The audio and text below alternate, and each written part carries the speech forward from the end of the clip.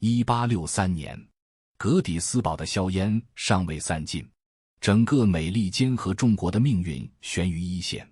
亚伯拉罕·林肯这位身形瘦长的总统，正承受着足以压垮任何人的重担。战争的泥潭，政敌的攻讦，民众的质疑，像无数只手将他拖入无底的深渊。然而，比窗外战火更煎熬的是白宫宅邸内的情绪风暴。他的妻子玛丽·托德·林肯，一位出身高贵的南方淑女，此刻正被丧子之痛和巨大的不安全感所吞噬。她挥霍无度，用疯狂购物来填补内心的空虚，欠下巨额债务。她情绪失控，会因为窗帘的颜色、仆人的一句无心之言而歇斯底里。她甚至被政敌诬陷为南方间谍，这让她本就脆弱的神经更加紧绷。在一个风雨交加的夜晚，玛丽又一次因为一件小事与林肯爆发了激烈的争吵。她用最刻薄的言语指责他，抱怨他只关心国家大事，却忽略了家庭的痛苦。房间里，花瓶被摔碎的声音伴随着他尖利的哭喊，刺破了白宫的宁静。面对妻子的狂怒，林肯的秘书和助手们都认为总统会大发雷霆。毕竟，任何一个在外面承受着如此巨大压力的人，回到家中最不愿面对的就是这样的内耗。但林肯没有，他静静地站在那里，等妻子发泄完所有的情绪，然后他走上前，用他那双长臂轻轻环住妻子颤抖的肩膀，用一种近乎疲惫却无比温柔的语调说：玛丽，全世界我只有3样东西，你、我们的孩子和这个国家，但今天我几乎要失去其中2样了。没有指责，没有辩解，更没有将自己在外面受的委屈转移到妻子身上。在那一刻，他选择了承接住妻子的痛苦，用自己的气度去管理这个家庭的情绪内阁。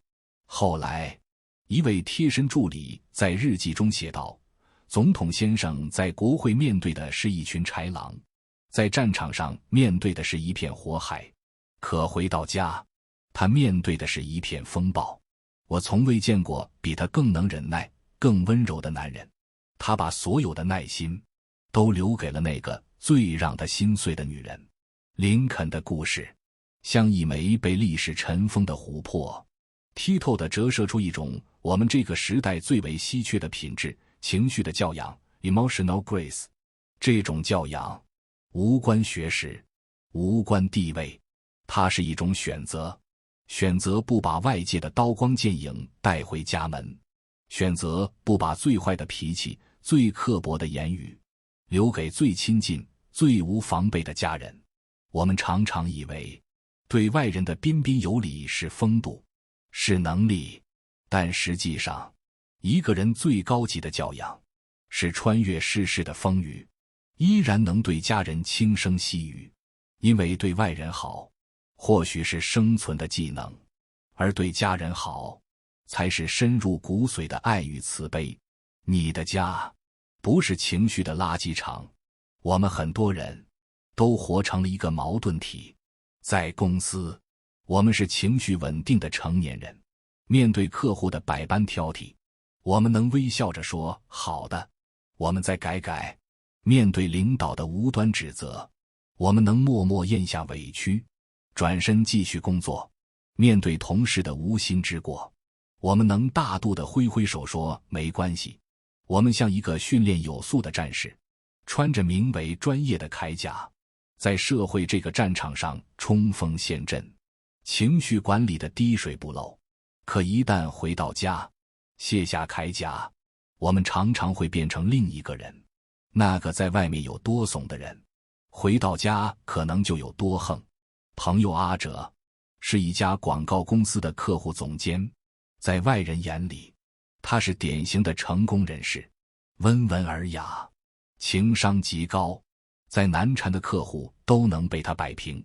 有一次，一个大客户凌晨3点打电话让他改方案，他二话不说就爬起来开电脑。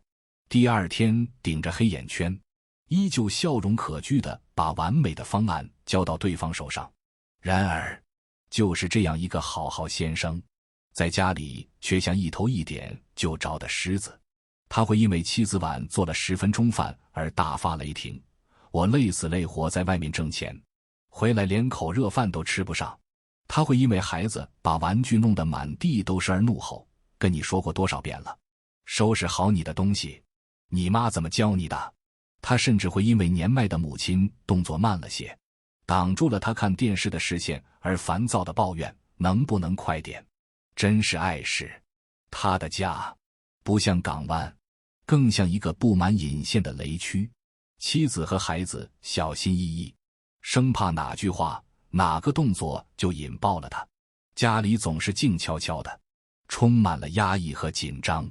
有一次，他因为一个项目被抢，在公司受了气，回到家看到妻子正在给一盆快要枯萎的绿植浇水，他心头的无名火噌的一下就冒了出来，一把夺过水壶摔在地上，吼道：养什么都养不活，你还能干点什么？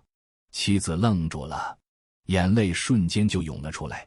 他什么也没说，只是默默地蹲下，一片一片地捡拾着碎裂的瓷片，就像在拾起自己那颗同样破碎的心。那天晚上，阿哲在书房待了很久，他看着窗外的万家灯火，第一次感到一种深入骨髓的孤独。他忽然意识到，自己所谓的成功不过是一个巨大的谎言。他在外面赢得了全世界的掌声，却在家里输掉了最珍贵的温暖。他把家当成了自己负面情绪的垃圾场。我们为什么会这样？因为潜意识里，我们错误地认为家是一个绝对安全的地方。我们觉得家人是不会离开我们的自己人，无论我们怎样发脾气，他们都会无条件的包容和原谅。对外人发火，可能会丢掉订单，得罪朋友，成本太高；而对家人发火，似乎是零成本的，甚至还能换来对方的妥协和退让。这世上最伤人的逻辑，就是因为你爱我，所以你活该被我伤害。我们把最柔软的内心筑起高墙，去抵御外界的伤害，却把最锋利的刀刃对准了家里那个毫无防备、全心爱着我们的人。我们忘了，家之所以是港湾，不是因为它能无限承载你的情绪垃圾，而是因为那里有人在等你归来，为你点亮一盏温暖的灯。那盏灯需要用爱来守护，而不是用坏脾气来熄灭。期望的黑洞，吞噬爱的能力，除了把家当成情绪垃圾场，另一个让我们对亲人口无遮拦的元凶，是那个名为期待的无底黑洞。面对外人，我们的期待值往往很低，我们不会指望一个陌生人对我们关怀备至，不会要求一个普通同事对我们有求必应。他们的举手之劳，我们会心存感激；他们的冷漠疏离，我们也能坦然接受。可面对家人，我们的期待却高得离谱，而且常常是默认的。我们默认，父母就应该无条件地理解和支持我们的一切决定；我们默认，伴侣就应该是我们肚子里的蛔虫，能猜中我们所有的心事，满足我们所有的需求；我们默认，孩子就应该听话懂事，品学兼优，成为我们炫耀的资本。这种理所当然的期待，像一张密不透风的网，罩在亲密关系之上。一旦对方的行为没有达到我们的预设，失望、愤怒、指责便会接踵而至。我的读者丽丽曾向我讲述过她和母亲的故事。丽丽是独生女，从小在母亲的高标准下长大。母亲是一位中学教师，对自己和女儿都要求极高。在外面，母亲是人人称赞的知心大姐，对学生和蔼可亲，对邻居热情周到。可一回到家，他就像变了一个人。丽丽如果考试没进前3名，母亲会冷着脸说：“我教出那么多优秀的学生，怎么自己的女儿这么不争气？”丽丽学做饭，不小心打破一个碗，母亲会立刻皱起眉：“你看看你，笨手笨脚的，这点小事都做不好。”丽丽工作后，找了一个自己很喜欢的男朋友，但家境普通。母亲知道后，当着亲戚的面毫不留情地数落他：“我辛辛苦苦把你培养出来，不是让你去找个穷光蛋的，你真是太让我失望了。”在母亲的语言暴力下，丽丽变得越来越自卑敏感。她拼命努力，想得到母亲的一句肯定，但无论她做得多好，等来的总是更多的挑剔。后来，丽丽因为长期抑郁去看了心理医生。在一次治疗中，医生问她：“你觉得你妈妈爱你吗？”丽丽沉默了很久，泪流满面地说：“我知道她爱我，但她的爱让我窒息。在她的世界里，我好像永远是一个不及格的产品。”很多时候，我们对家人的伤害都包裹在爱与期待的外衣之下。我们以为我是为你好就可以成为口出恶言的通行证，我们以为我都是为了这个家就可以成为忽视对方感受的挡箭牌。我们忘了，在亲密的关系也需要尊重和边界。每个人都是独立的个体，而不是为了满足我们期待而存在的附属品。伴侣不是你人生的副驾驶，他有自己的方向盘。孩子不是你为完成梦想的续集，他有自己的人生剧本。所谓会爱，不是要求对方活成你想要的样子，而是接纳对方本来的样子。当你把过高的期待投射到家人身上时，你看到的便不再是那个活生生的人，而是一个被你定义的角色。一旦角色失职，你的愤怒便源于我的期待落空了，而不是你遇到了什么困难。这种错位的视角，正是无数家庭矛盾的根源。它像一个黑洞，慢慢吞噬掉我们爱的能力，让最亲的人变成了最熟悉的陌生人。情绪的回声，代代相传的魔咒。最令人警醒的是，我们对待家人的方式，像一种会遗传的家庭病，它会在不知不觉中被我们的孩子所习得，形成一个代代相传的负面循环。心理学上有一个著名的镜像效应，是说孩子会像镜子一样，无意识地模仿父母的行为模式和情绪表达方式。如果你总是在家里大吼大叫，你的孩子就会认为发脾气是解决问题的正常途径。如果你总是对伴侣冷嘲热讽，你的孩子就会学到亲密关系就是互相伤害。如果你总是对父母不耐烦，你的孩子将来也极有可能用同样的方式对待你。我曾在一个朋友聚会上亲眼目睹了这可怕的回声。朋友小 A 带着他5岁的儿子一起参加聚会上，小 A 的妻子给他打电话，似乎是在问他什么时候回家。小 A 的语气很不耐烦：“知道了，知道了，催什么催？